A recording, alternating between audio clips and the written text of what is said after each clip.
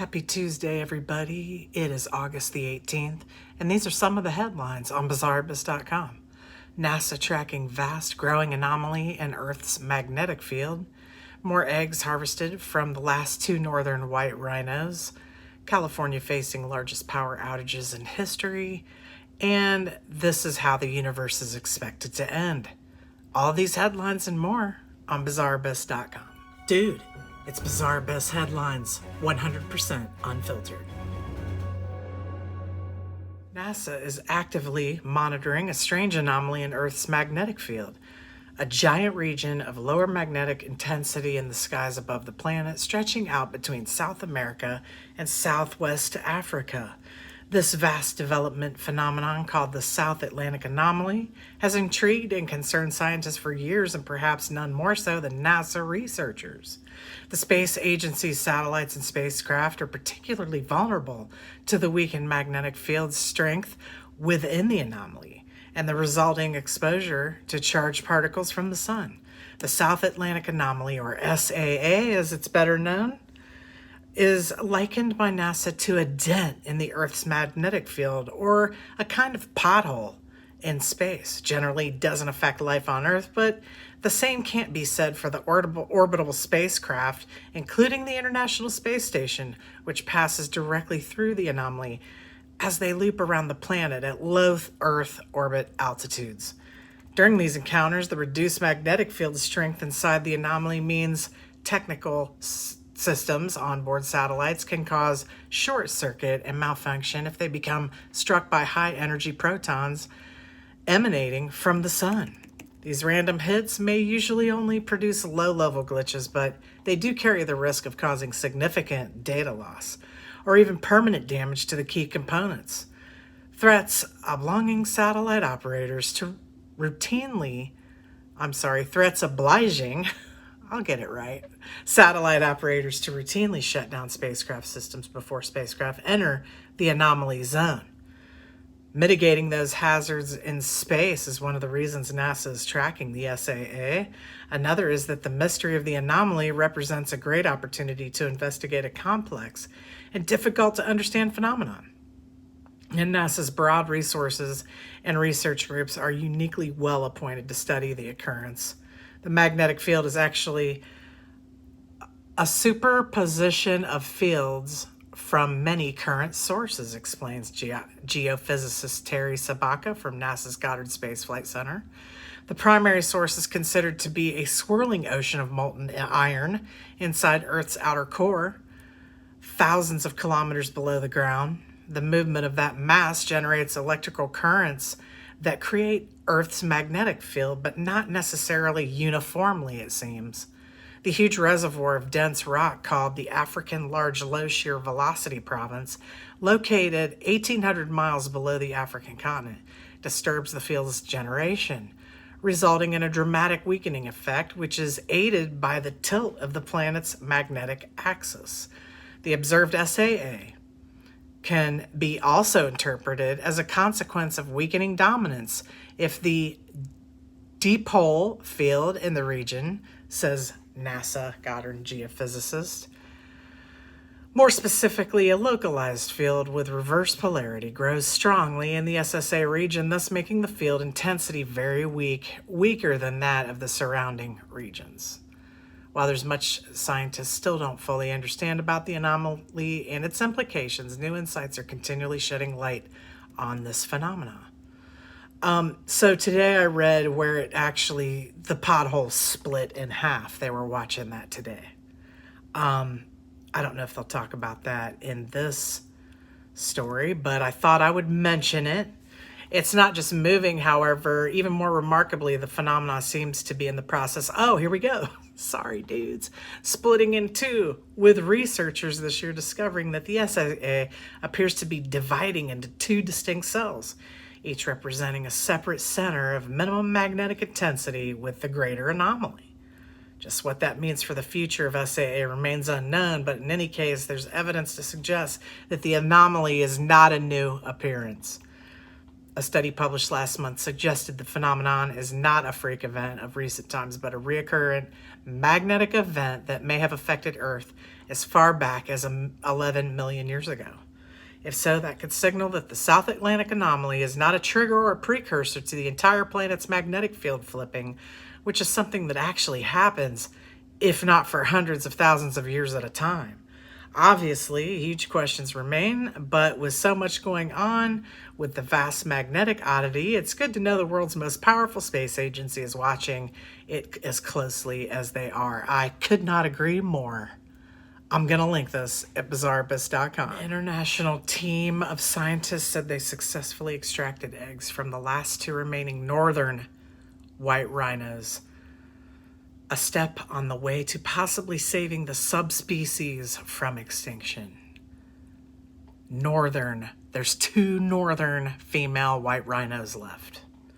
10 eggs were harvested from the female rhinos at the Kenyan conservation location.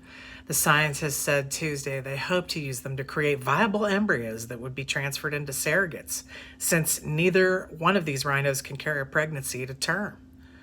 The coronavirus pandemic had delayed the process, but the team from Germany's Institute for Zoo and Wildlife Research in the Czech Republic said the ovum pickup went smoothly and without any complications. The harvested eggs, the 3rd round to be taken from the 2 females since August 2019, were immediately flown to the Avante laboratory in Italy, to be artificially inseminated with frozen sperm from the now deceased northern white rhino bulls. There are none left. Great job, humans. These embryos were created from the previously extracted eggs. The next step is to select female southern white rhinos, another rhino subspecies, at the same location to serve as surrogate mothers. The last male northern white rhino, his name was Sudan, died in March of 2018. Work to keep northern white rhinos from dying out, therefore, turns on perfecting in vitro fertilization techniques and keeping the remaining 2 females alive. They are worth gold. More than gold. That is almost a tragic story, but at the same time, it's a really good story that at this final 12 o'clock hour, we're trying to do something to save the species. I'll link it at bizarrebus.com. Let's take a quick break, and we wanted to show you the support page at bizarrebus.com, where you can just go to bizarrebus.com and click on support us. You can choose t-shirts, anything you've seen in the videos we try to list. There's 5 different ways that you can try to support us. You can use Cash App, Zelle, PayPal, Bitcoin. You can just send a straight Zelle request if you want, Venmo. You can choose to purchase a mask, any of the t-shirts. We got Alien Lives Matter, Earth Life Matters, Black Hole Eats Matters, Black Holes Eat Matter. We've got a lot of different things you can do to support us. We would certainly appreciate it if you feel that we deserve that. Thank you so much. bizarrebus.com. Real news, no bullshit. California is facing its largest power outages in history this week amid record heat waves. They went through this last summer too, if you recall. And then they did like the power outages, and last summer they blamed it. They didn't want fires to happen, so they did the power outages. I wonder if that's the case this year. As California struggles to rebound from the pestilence, wilting heat and wildfires, it's facing another dangerous crisis, blackouts. As temperatures broke records across the state, California energy officials announced the first rolling blackouts in the state since the first rolling blackouts since 2001, and warned that the state was bracing for what could be the largest power outage it had ever seen, likely on Monday. I did videos, and they're on the TikTok account and the YouTube account about California last summer having rolling blackouts because they were afraid that the electricity being on would start wildfires. I'm not tripping balls. This isn't 1984 where you just change the fucking history because you want to. No, dude. When asked about the number of Californians who will be impacted and how it ranks historically, the president, CEO of the Independent Service Operator, a nonprofit that operates the state's power grid, said he wasn't entirely sure. Well, maybe they mean a different company. Maybe this is a different company since 2001, because the last company, that wasn't the name of them. And I can't remember the name right now, but that definitely wasn't the name of them. Either way, dude, don't fucking lie. There's been blackouts. I can't speak to historical comparisons. I wasn't here during the energy crisis. When pressed by a reporter who had run the numbers and estimated that 3.3 million Californians will be impacted, the dude asserted that his calculations were probably fairly accurate. The San Jose Mercury News estimates power outages impacted 1.5 million people in 2001. Given that the number of 3.3 million people without power would be at least twice as large, well, are y'all forgetting about last summer? ISO officials said they were shutting down powers to residents to prevent events of an even greater magnitude. We avoid demand exceeding supply to ensure there's not a widespread system collapse, said ISO Market Policy and Performance VP Mark, this dude named Mark. On Monday, officials said they expect blackouts to begin at 4 p.m. and extend through 10 p.m. in 2-hour blocks for each affected area. The big problem is a shortage of power that could be imported from utilities in neighboring states. California's been able to bridge the gaps in previous heat waves because it could bring in the power. This time, though, we're facing diminished imports because the West is heating up. Okay, that explains that part. It is heating up. Governor Gavin Newsom said that the state was using all the tools in the toolkit to meet the demand. We're likely to fall short. So all you people in California that pay these extremely high taxes, you have the sun all the time, and you're not like solar powered yet. The sun's free, y'all. I figured y'all would have had that under control by now. Or something. I don't get that part. Like, the sun is free. Why is this a problem? Newsom noted that temperatures in Death Valley reached 130 on Sunday. Yes, Newsom, you are correct about that. A peak not hit since a century plus. Newsom added that rather extraordinary weather conditions also have put firefighters under enormous pressure as they battle wildfires across the state. The state, dude. I'm not even drinking. What the hell? Anyway, so now they have to worry about these wildfires too, and I bet they do blackouts again because of that. It might have been a different section of the state, and that's why it was a different company. I don't know, but they did have rolling blackouts last effing summer, dude. I did the story on it several times. Because the electric company at first was like, they were blaming this, that, and the other, and then all of a sudden they didn't want you to have electricity because it might start a fire. Get your shit together. That's what I was saying last year. Anyway, there's more to it. I'll link it at BizarreBiz.com. Physicist predicts mind-boggling number of years before the universe ends. That's good news for us, right? Like, I don't want it to happen tomorrow. The universe's perpetual clock keeps on ticking off the seconds, even in peculiar times such as these, when work weeks seem to fly past like hours and months are in a silent blur. But just to put things into proper perspective for how insignificant our strictly defined daily blocks of time are, one inquisitive scientist has devised a formula to predict just when cosmic existence will finally come to a screeching halt and the final supernova erupts. Dude, The hypothetical number of years has like a bazillion zeros.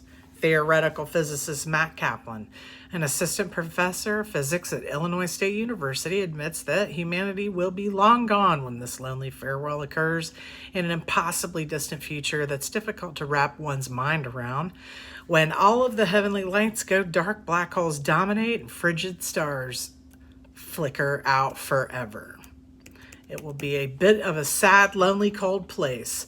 It's known as heat death, where the universe will be mostly black holes and burned out stars. I became a physicist for one reason. I wanted to think about the big questions. Why is the universe here and how will it end? Dude, answer away. In a new research paper published August 7th in the monthly notices of Royal Astronomical Society, Kaplan did some heavy-duty number crunching and attempted to calculate how deceased stars might transition and evolve over time. In doing so, he came to an approximate conclusion as to when that depressing event might happen. Kaplan's findings start with an educated estimate of just how much buildup iron black dwarfs of varied sizes would need to be to trigger an explosion. He figured out that the initial black dwarf supernova will detonate in about 10 to the 1,100th years. In years. It's like saying the word trillion almost 100 times, he explains. If you wrote it out, it would take up most of a page. It's mind-bogglingly far in the future. So trillions times 100. It's easier to say. Stars less than about 10 times the mass of the sun do not have the gravity or density to produce iron in their cores the way massive stars do, so they can't explode in a supernova. Kaplan postulates that the most gigantic black dwarfs will pop first, then a diminishing number of more why, dude? I can't talk tonight.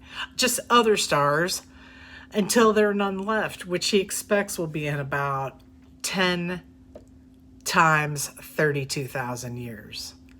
That's one zany string of zeros. They say that all good things must come to an end, and apparently it's no different for our universe as well.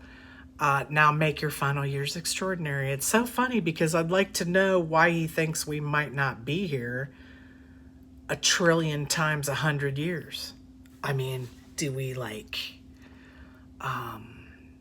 become something else? Is it like, well, I mean, that makes sense if we were, what if we became like ghost beings or something you could see through or whatever, dude. Maybe we just creep out to a new planet. It's fun to think about. Also terrifying. Anyway, I will link that at bizarreabyss.com. Thanks for joining me tonight. I'll talk to you tomorrow. Stay bizarre. Yeah. Make sure you take a deep breath. Think positive. Just saying. Dude. Penguins given free rein to roam around the aquarium since there's no visitors allowed. That's awesome. Dude, look. He's looking around. He's loving it. I got a new section on the headlines page at the bottom called Bad Seeds. Matt Gaetz of Florida, 1st Congressional District, mocked the whole process by wearing a gas mask when reviewing the funding. You're a super freaking winner, dude. An Alaska airman has been punished for peeing in the office coffee maker. Dude, why? Like, why? Did you take it in the bathroom with you? Did you stand in the kitchen and whip it out? Clearly, this airman is dedicated to getting kicked the F out. He's trying really hard, y'all.